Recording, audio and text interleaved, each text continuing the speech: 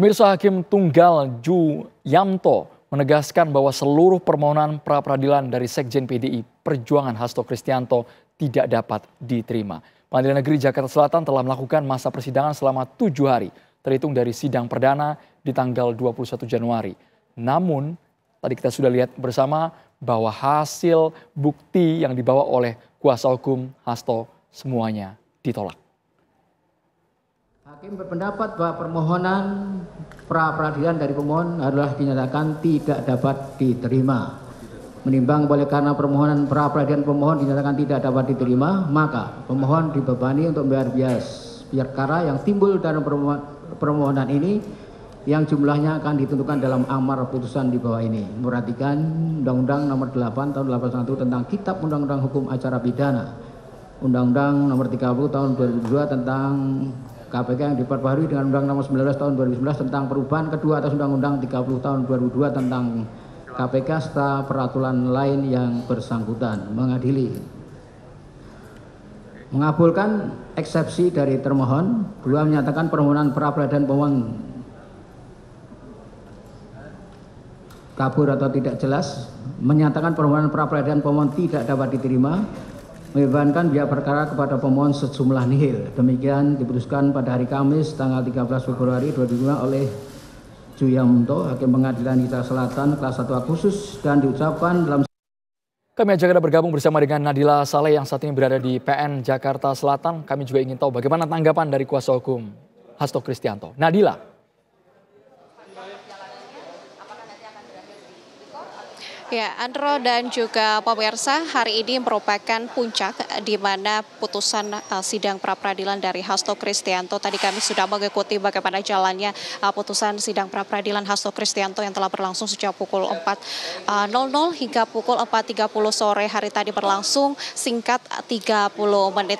Dan Andro, kita ketahui bersama ya bahwa persidangan ini merupakan puncak persidangan dari yang sebelumnya sejak tanggal 5 Februari 2025 kemarin sidang perdana berlangsung, dan baik dari pemohon dari kubu Hasto Kristianto maupun dari kubu termohon yaitu KPK ini memang telah menghadirkan sejumlah saksi-saksi, juga menghadirkan sejumlah barang bukti. Dan pada hari ini Pengadilan Negeri Jakarta Selatan ini yang disampaikan oleh Hakim Tunggal Ju Yamto ini menolak permohonan pra-peradilan yang diajukan oleh Sekretaris Jenderal PD Perjuangan Hasto Kristianto terkait gugatan terhadap penetapan dirinya sebagai tersangka oleh Komisi Pemberantasan Korupsi ataupun KPK. Hakim Tunggal Ju Yamto ini, pemirsa, menolak permohonan Hasto dengan alasan bahwa gugatan ini mencakup dua perkara yang berbeda yang seharusnya diajukan secara terpisah. Artinya ini memang ada cacat formil di awal, sehingga inilah yang menjadi alasan pra-peradilan dari Hasto Kristianto ini kemudian ditolak oleh Pengadilan Negeri Jakarta Selatan. Hakim ini juga menegaskan bahwa putusan ini bersifat ingkrah. Di tingkat Pengadilan Negeri baru keluar untuk satu kasus, yaitu dugaan suap terkait PAW ataupun pergantian antar waktu anggota DPR RI periode 2019-2024. Dan Andro dan juga pemirsa, dalam sidang peradilan hari ini Hasto juga menggugat, kita ketahui bahwa Hasto menggugat KPK atas dasar bahwa proses penetapan dirinya sebagai tersangka. Dan tadi juga kami tentunya mengikuti apa saja tanggapan-tanggapan dari kubu Hasto Kristianto yang menyebutkan bahwa pihaknya ini memang merasa kecewa dengan hasil ini, dan nanti ini mereka juga akan mengambil langkah untuk menanggapi persidangan ataupun putusan sidang pada hari ini. Sementara itu, Andro. Nadila Saleh mengabarkan langsung dari PN Jakarta Selatan. Terima kasih. Lantas melihat hasil pra-peradilan hari ini yang tentunya sangat mengejutkan dari pihak kuasa hukum Hasto Kristianto, kami terus berupaya untuk menghubungi karena kabarnya nanti dari kuasa hukum Hasto Kristianto, Magdir Ismail, akan bergabung bersama kita. Dan saat ini sudah ada di studio ex-penyidik KPK Mas Yudi Purnomo. Ya, Anda memang betul-betul, maksud saya, sesuai dengan ekspektasi dari teman-teman KPK hasilnya atau mengagetkan, Mas? Ya, menurut saya kan ini bukan hal yang mengejutkan ya. Dari awal pun saya sudah menyampaikan ya bahwa dalam proses KPK dalam menetapkan seseorang sebagai tersangka tentu sudah berdasarkan aturan hukum acara yang berlaku, baik itu ada di Undang-Undang Tipikor, yang ada di Undang-Undang KPK sendiri maupun yang ada di KUHP. Jadi tidak mungkin KPK menetapkan seseorang sebagai tersangka itu tidak ada buktinya, kemudian tidak ada perbuatannya. Pasti semua sudah diuji, kan selalu saya katakan itu semua sudah diuji, mulai dari proses di Satgas Penyidikan, kemudian di level deputi penindakan, dan yang terakhir baru di level pimpinan, yang kemudian pimpinan ketika setuju, dan ini lima-limanya setuju loh Mas, ya kan, dan ini baru awal mereka menjabat, baru kemudian dibuatlah surat perintah penyidikan. Jadi bagi saya hasil yang selama 7 hari sidang ini itu tidak mengejutkan, dan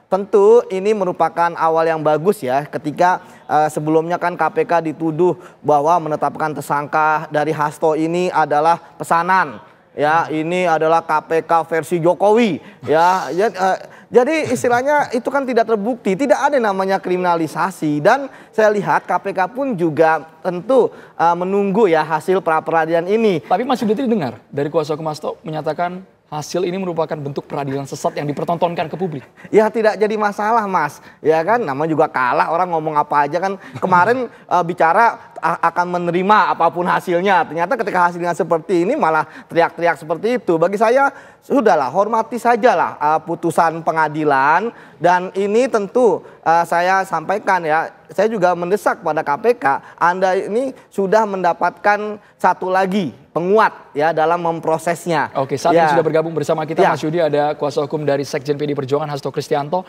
Pak Magdir Ismail. Kalau versinya ex penyidik KPK, harusnya dari kuasa hukum Hasto hormati keputusan PN Jakarta Selatan. Pak Magdir.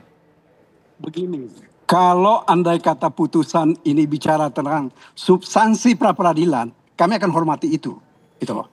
Tetapi yang terjadi sekarang ini adalah ini lebih banyak bicara tentang teknis administrasi. Ya, mestinya Yudi itu tadi datang ke sini mendengar apa bunyi putusan, ya. Karena dia nggak mendengar apa bunyi putusan, makanya dia ngoceh seperti itu tadi. Saya dengar Pak. Ya, tidak ada ngoceh-ngoceh aja. Ya, kita bahas tidak substansinya. Ada satupun dalam pertimbangan yang mengatakan apakah alat bukti itu sah atau tidak sah.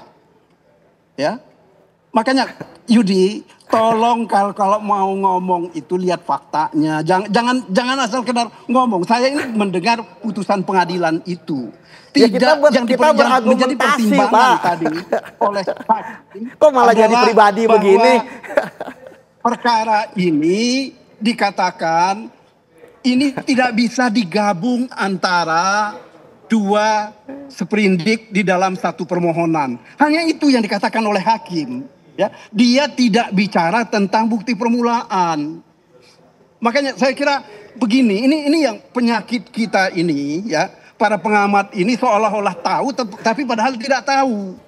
Tidak mendengar gitu loh. Jangan disesatkanlah masyarakat terhadap hal-hal yang tidak penting ini gitu loh, ya. Jadi sekali lagi kami mengatakan putusan itu sesat karena hakim tidak memutus sesuai dengan apa yang disebut syarat pokok yang menjadi bahan pra peradilan itu. Itu yang tidak diputus oleh hakim. Ya. Jadi begitu Andro. Okay. Jadi kalau menurut hemat saya ya, kalau kita memang mau bicara substansi putusan pra peradilan tadi, bukan seperti yang dibicarakan oleh saudara Yudi yang terhormat ini. Ya, hakim sama sekali belum menyinggung bukti permulaan, cukup atau tidak. Dia hanya mengatakan tidak bisa dua permohonan, dua sprindik digabung dalam satu permohonan. Bang Yudi ditanggapi lu, dua sprindik itu yang dibahas hakim. Ya kan tidak masalah, yang penting kan putusan hari ini ya memperkuat apa yang dilakukan oleh KPK. Oleh karena itulah ya, saya katakan bahwa KPK pasca ini harus bergerak cepat ya untuk menuntaskan kasus ini. Jangan lagi bertele-tele. Kalau masalah putusan pengadilan ini disampaikan oleh pengacaranya seperti tadi, ya saya pikir ya memang tugasnya kan membela klien. Itu yang pertama. Kemudian yang kedua, bahwa kalaupun mau mengajukan ya silakan saja mengajukan kembali. Kan tidak tertutup kemungkinan mengajukan kembali misalnya masing-masing kan. sprindik majuan pra peradilan nggak masalah, kan nggak ada juga yang mempersoalkan. Ya, tapi bagi saya bahwa harusnya hari ini sudah bisa dibaca oleh KPK, ya, pengadilan pun ya dalam hal ini pra peradilan yang mendukung apa yang dilakukan oleh KPK. Soal substansi yang belum disentuh tadi, Mas. Ya, kalau substansi tidak disentuh kan artinya emang mereka hakimnya tidak mau masuk ke situ gitu kan. Akhirnya dia membuat suatu putusan yang obscure and libel gitu kan. Tapi bagi saya ya udahlah, putusan itu artinya kan sudah dibuat oleh hakim. Ya, artinya kan artinya bahwa sekarang ya sekarang bola di tangan KPK. Ya, saya pikir KPK lah yang kemudian harus ya tadi menentukan langkah segera gitu kan, untuk apa? Untuk kemudian menuntaskan kasus ini biar perkaranya jelas gitu. Saya pikir kalau misalnya ada hal yang aneh ya di dalam prosesnya, pasti hakim juga sudah akan membacakan di dalam pertimbangan-pertimbangannya. Jadi kita tidak bisa membaca hanya putusan saja. Toh hakim juga sudah mendengarkan dari masing-masing pihak kemarin, Mas, ya kan?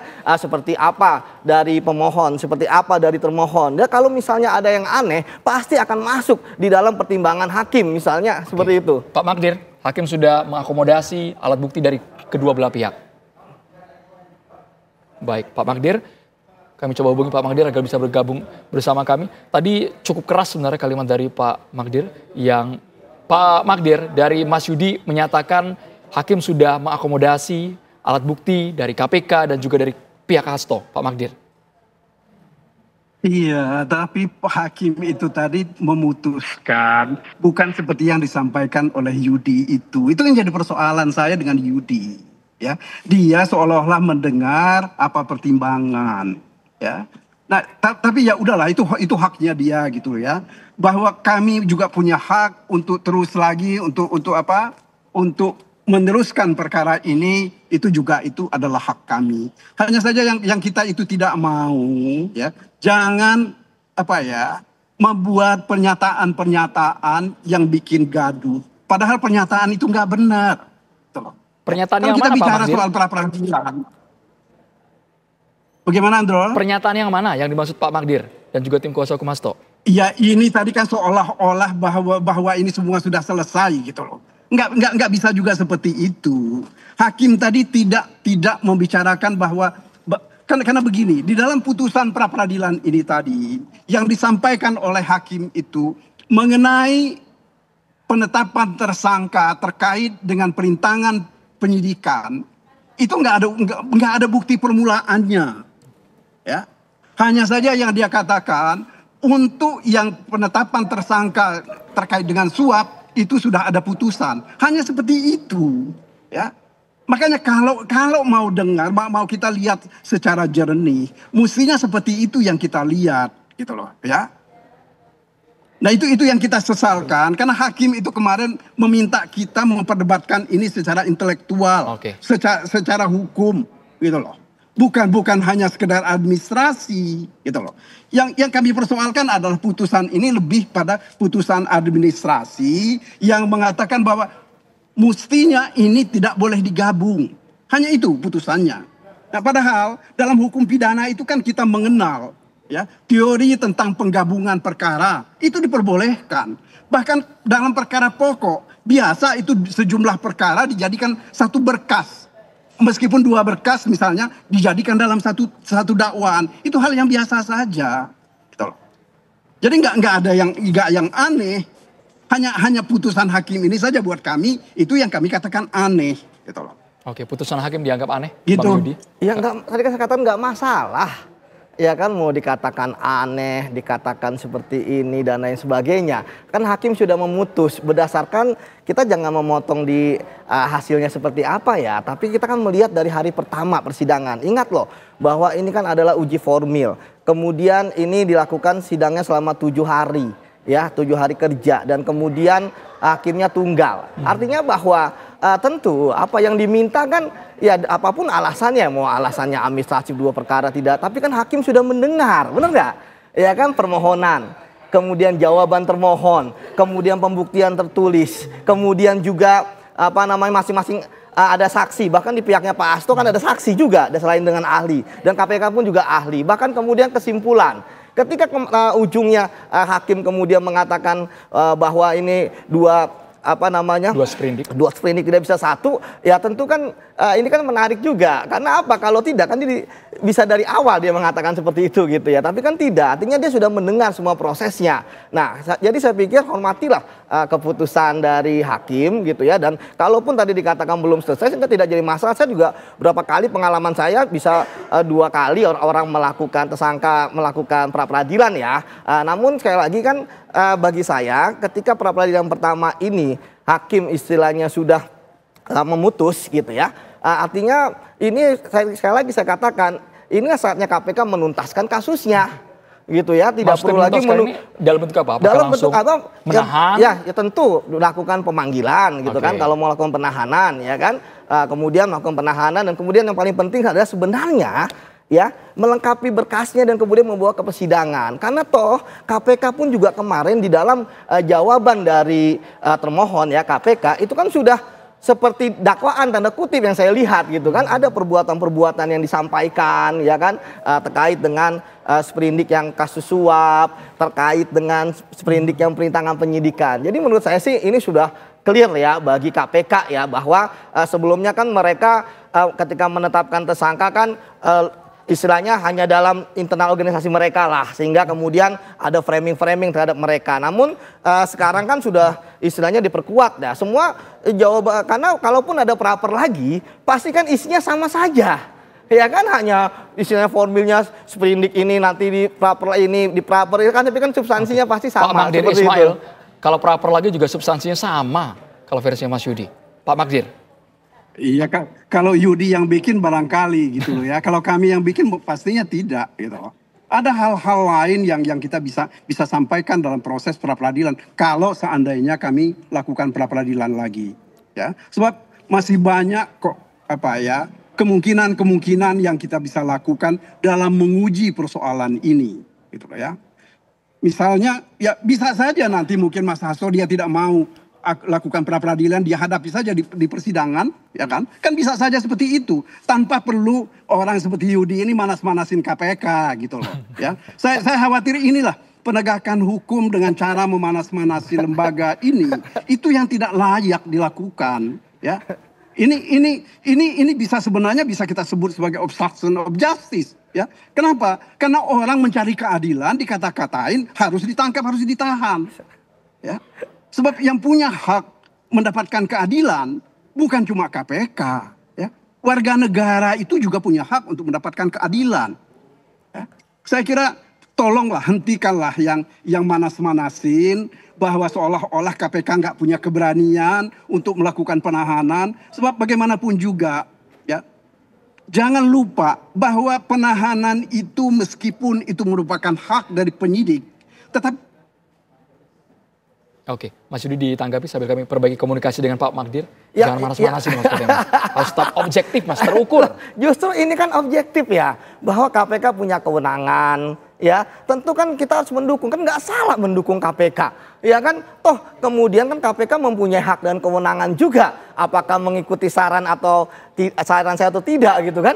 Oh saya ini mungkin dianggap berpengaruh kali ya, makanya dianggap wah bisa manas-manasin, ya enggak lah. Kita kan sekarang ini kan tentu kita karena dulu adalah penyidik dan sekarang sebagai pengamat, tentu kan kita memahami situasi secara lebih komprehensif, secara lebih mendalam gitu ya. Atau kan tetap bola di tangan KPK, apakah kemudian mau melakukan penahanan sesuai dengan kewenangan atau tidak. Poin itu Mas, ngompor-ngomporin KPK supaya cepat ditahan tadi kata itu Mas kan Yudi. bukan ngompor-ngomporin, itu kan permintaan gitu kan. Kecuali kalau misalnya wah ini langsung ditanggapi gitu kan, kecuali kalau yang ngomong saya adalah pimpinan KPK, kan nggak begitu. Pak Magdir gitu. sudah tersambung Pak, ditanggapi Pak Magdir.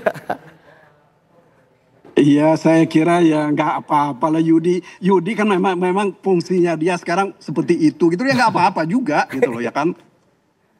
Oke, artinya saya kira nggak ada masalah. Baik, ya? Artinya begini, mari kita lakukan fungsi kita secara baik. Bagaimanapun juga urusan ini adalah urusan penegakan hukum. Penegakan hukum itu harus memperhatikan hak-hak asasi manusia. Ya, jangan ketika sampai di muka kita nanti kita pejamkan mata, tetapi kalau kepada orang lain kita nggak seolah-olah nggak tahu menahu gitu. Ini yang harusnya terjadi gitu loh. Ya. Mari kita cermati bersama-sama, kita perhatikan secara bersama-sama penegakan hukum ini dilakukan untuk kepentingan hukum atau untuk kepentingan orang lain. Ya. Saya kira mari kita jernih melihatnya. Berarti saya kira Pak begitu, Magdir, Andro. Pak Yang Magdir, saya pikir. berarti selama ini Porsi Hasto sebagai merintangi penyidikan, kemudian berperan juga dalam menyuap.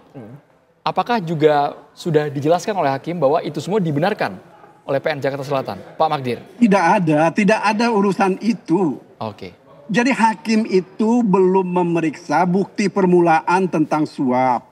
Ya, belum juga memeriksa bukti permulaan tentang merintangi penyidikan. Bahkan hakimnya tadi mengatakan bahwa bukti tentang perintangan penyidikan ini tidak pernah ditunjukkan. Tidak ada sangkut pautnya dengan perkara yang sudah diputus. Ya, yang ada, kata hakim, bukti itu yang ada, kata hakim, ada perkara yang sudah diputus tapi tidak ditunjukkan bukti yang mana sebagai bukti permulaan bahwa Mas Hasto ini ikut menyuap atau memberikan uang untuk suap. Jadi upaya hukum apa lagi Pak Magdir? Yang kami persoalkan itu. Setelah ditolak di pra-peradilan PN Jakarta Selatan, upaya hukum apa lagi yang akan diambil Pak? Saya kira kalau upaya hukum terhadap pra-peradilan itu cuma dua. Ya. Pra-peradilan balik, atau kalau PK sudah nggak mungkin, banding kita nggak bisa. Dan satu-satunya ya ada pra-peradilan kembali dengan memisahkan dua perkara itu seperti dalam putusan hakim tadi. Oke. Baik. Ya, saya pikir kalau memang akan diambil keputusan seperti itu tidak masalah karena memang kalau kita membaca sidang putusan dalam pra-peradilan memang di situ hakim ya selain memutus juga memberikan jalan. Ya jalannya hakim kan katanya disuruh satu-satu, ya kan? Artinya kalau memang kemudian akan diajukan pra-peradilan kembali, menurut saya tidak masalah dan KPK pun menurut saya kan juga akan siap gitu kan dengan dengan jawaban mereka seperti nanti sebagai termohon seperti itu, Mas. Peluang hasilnya? Ya kalau peluang hasilnya sekali lagi kan itu ada di hakim, gitu. Baik, terima kasih banyak Mas Yudi Purnomo, Pak Magdir Ismail, terima kasih sudah bergabung di Kabar Petang. Iya, oke, makasih. Siap, Pak Magdir.